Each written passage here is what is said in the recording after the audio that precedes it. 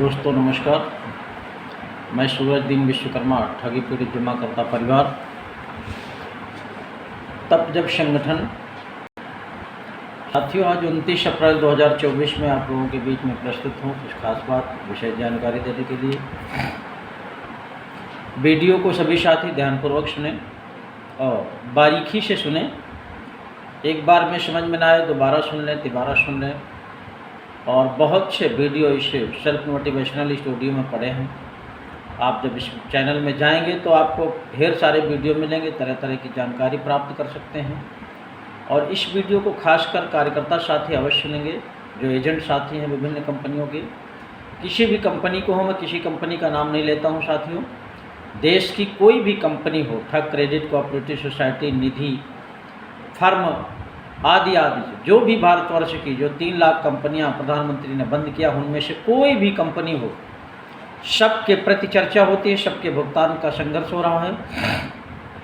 कोई ये मत समझे कि हमारी कंपनी का नाम नहीं लिया जा रहा है। नाम लेने का मतलब है 2 दिन लगेगा केवल नाम लेते लेते। जानकारी कब दी जाएगी, इसको आप बारीकी से समझने का प्रयास करिए।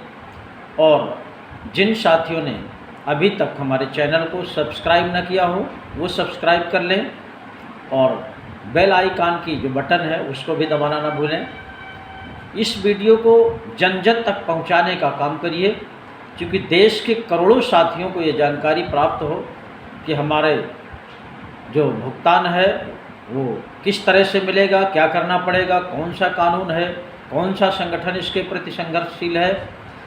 ये प्रत्येक उन करोड़ों साथियों तक पहुंचना चाहिए जिनका किसी भी कंपनी में उनकी गाड़ी कमाई डूबी हुई है, वो प्राप्त करना चाहते हैं, उनको जानकारी हो। इसलिए इस वीडियो को ज़्यादा से ज़्यादा लोगों तक पहुंचाने का भी काम करिए। लाइक भी कर दीजिए, कमेंट भी कर दीजिए। साथियों, ये काम कर लिया करें। अगर आप सब्सक्राइब कर देते हैं और वीडियो को जगह जगह शेयर कर देते हैं तो ये भी संघर्ष का एक हिस्सा है। आपका भी इसमें सहयोग बराबर का हो जाएगा, इतना काम केवल कर देने से। और हमारा संगठन ठगी पीड़ित जमाकर्ता परिवार, जिसके मुखिया आदरणीय मदन लाल आज़ाद जी हैं, उन्होंने जो अलग जगाई है पूरे देश में, वो आज चर्चा का विषय है। लेकिन इतने कार्यक्रम होने के बाद भी सरकारों के कानों में जूं न रेंगना, ये दुख का विषय है। और सरकार के ही द्वारा बनाए गए कानून वर्ष 2019 अनियमित जमा योजनाएं पाबंदी कानून 2019, इसको बना करके छोड़ देना, लागू न करना, इसके प्रति भुगतान न करना, ये बहुत बड़ा कष्ट का विषय है, दुख का विषय है कि अपने ही देश के बनाए हुए कानून को अपने ही देश में लागू कराने के लिए संगठन को संघर्ष करना पड़ रहा है। देश के करोड़ों साथियों को संघर्ष करना पड़ रहा है, ये दुख की बात है। इसलिए साथियों, मैं आप सबसे कहना चाहूँगा कि भुगतान न होना ये लायबिलिटी हमारे प्रत्येक एजेंट के ऊपर है। और एजेंटों की क्या दशा है आप लोग सब समझ रहे हैं, इसको रोज़ बताने की आवश्यकता नहीं है। कुछ एजेंट साथी जो ईमानदार हैं वो संघर्ष कर रहे हैं, संगठन में तन मन धन से लग करके भुगतान के प्रति चिंतित हैं, मंथन करते हैं और लगे रहते हैं। उनको चिंता है कि कितनी जल्दी हमारे सभी साथियों का भुगतान हो जाए। लेकिन कुछ साथी घरों में बैठे हैं, कुछ साथी हैं वो तर्क वितर्क में लगे रहते हैं। और कल के वीडियो में मैंने जो कहा था कि तमाम ऐसे बेईमान किस्म के एजेंट साथी हैं जो आज भी तमाम कंपनियों में जुड़ करके वो दलाली का काम कर रहे हैं, कमीशन खोरी का काम कर रहे हैं, जनता को फिर से लूटने का काम कर रहे हैं। तो उनमें से 2-3 कमेंट आए थे जिन्होंने कहा था कि सरकार क्यों रजिस्ट्रेशन करती है। अब इन मूर्खों से पूछिए, ये कमेंट करने वाले निश्चित किसी न किसी कंपनी के एजेंट हैं और ठगाही का धंधा कर रहे हैं। वही इस तरह का कमेंट कर सकता है। लेकिन तुम्हारा भी गधों को स्वागत है। आप जैसे लोग नहीं होंगे चैनल में तो चर्चा भी पूरी नहीं हो सकती है। इसलिए आप मूर्खों जैसे लोगों का कमेंट करना भी बहुत आवश्यक है। तो मैं आप सबसे बताना चाहूँगा, इतना संघर्ष करने के बाद, देश के कोने कोने में तमाम अधिकारियों को ज्ञापन देने के बाद, शासन प्रशासन को ज्ञापन देने के बाद, एक बहुत बड़ी बात जो जनता को जिस पर भरोसा रहता है, मीडिया जानते होंगे आप, जिनके पेपर चलते हैं, प्रेस वालों के न्यूज़ चैनल चलते हैं, और वो छोटी सी छोटी न्यूज़ चैनल में अपने दिखाने का काम करते हैं। कोई अफवाह वाली चीज़ हो तो तुरंत उसको पकड़ करके अपने चैनल में दिखाना शुरू कर देते हैं। देखा होगा तमाम छोटी छोटी चीज़ें जो व्यक्तिगत पति पत्नी के झगड़े होते हैं उनको दिखाना शुरू कर देते हैं। कोई कहीं से भाग गया, कोई कहीं से लड़की भाग गई, इस तरह के तमाम मैटर तुरंत अपने चैनल में दिखाना शुरू कर देते हैं।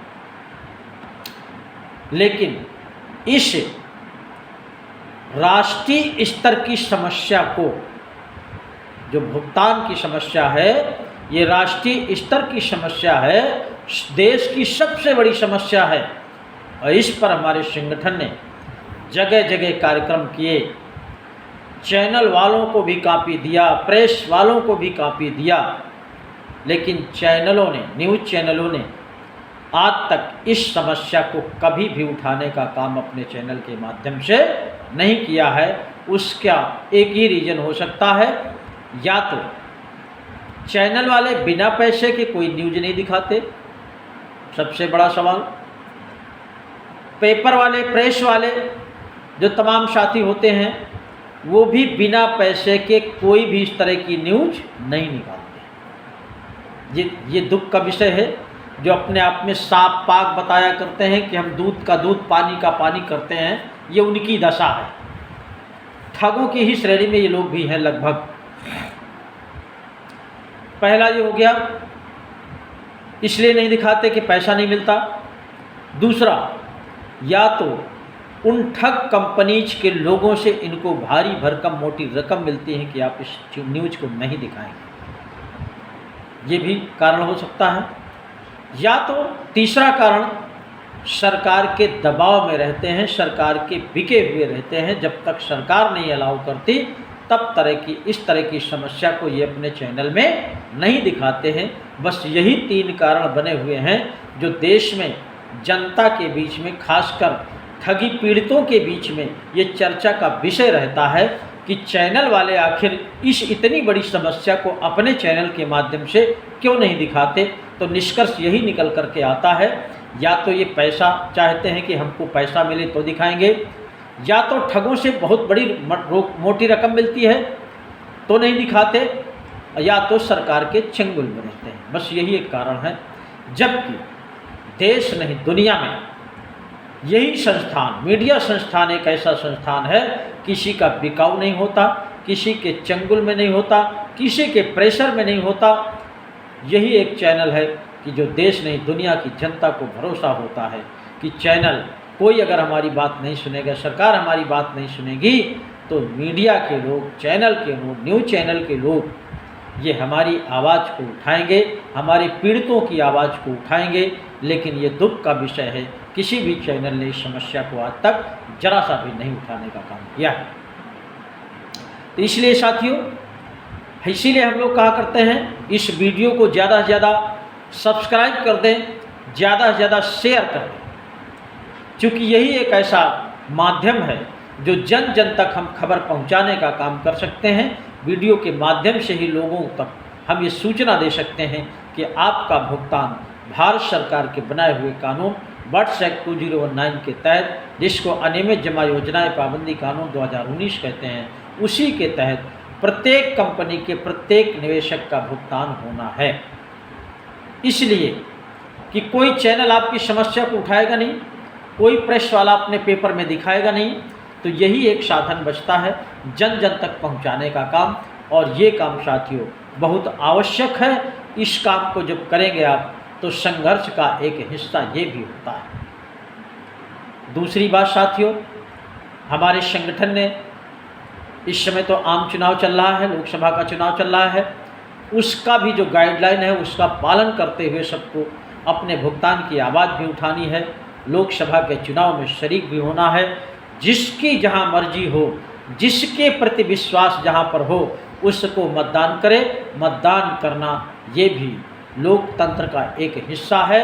इसमें सरकारें बनती हैं, बिगड़ती हैं। जो सरकारें बनती हैं वो देश में, राष्ट्र हित में, जनता हित में तमाम काम करती हैं, इसलिए इस काम में भी हम सबको शरीक होने की आवश्यकता है। मैं किसी को नहीं कहता किसके पक्ष में आप जाएंगे, आप स्वयं स्वतंत्र हैं। जिसके प्रति आपकी भावना हो, जिसके प्रति आपको विश्वास हो कि ये हमारी आवाज़ उठाएंगे, हमारे पीड़ितों का भुगतान कराएंगे, आप उसको सहयोग करिए, मतदान करिए। और सरकार, आप सबको एक बात और बता दूं, हमारे संगठन के माध्यम से तमाम जो कार्यक्रम हुए, तमाम जिलों में ज्ञापन का कार्यक्रम किया गया, तमाम शासन प्रशासन को ज्ञापन देने का काम किया गया। और न्यूज़ चैनल में ना आना, न्यूज़ चैनल वाले, प्रेस वाले ये भी नहीं कह सकते हमको कि हमारे संज्ञान में नहीं है, हमारी जानकारी में नहीं है। कोई ऐसा चैनल नहीं बचा है, कोई ऐसा प्रेस वाला नहीं बचा है जिसको हमारे संगठन के कार्यकर्ताओं ने उनको कापियाँ न दिया हो, इस समस्या से रूबरू न कराया हो। तमाम यूट्यूबर लोगों के माध्यम से इस आवाज़ को उठाने का काम किया गया। हमारे संगठन के कई ऐसे चैनल हैं जिन पर ये वीडियो बना करके इस समस्या को उजागर करने का काम करते हैं। इसलिए चैनल वाले, प्रेस वाले, मीडिया वाले ये नहीं कह सकते कि ये समस्या हमारी जानकारी में नहीं है, हमको अवगत नहीं कराया गया है। इसलिए मैं इस बात को बताना चाहता हूँ कि दोषी भुगतान ना होने में, उन्हीं ठगों की श्रेणी में अगर आप लोग इस समस्या को नहीं उठाते हैं, अभी तक नहीं उठाया है, आगे नहीं उठाते हैं, तो निश्चित रूप से आप लोग भी उन्हीं ठगों की श्रेणी में माने जाते हैं। ये पीड़ितों का कहना है। देश के 42 से 50 करोड़ लोग इस समस्या से ग्रसित हैं, पीड़ित हैं। इसलिए आपके प्रति ये भावना मुझे प्रकट करना पड़ा।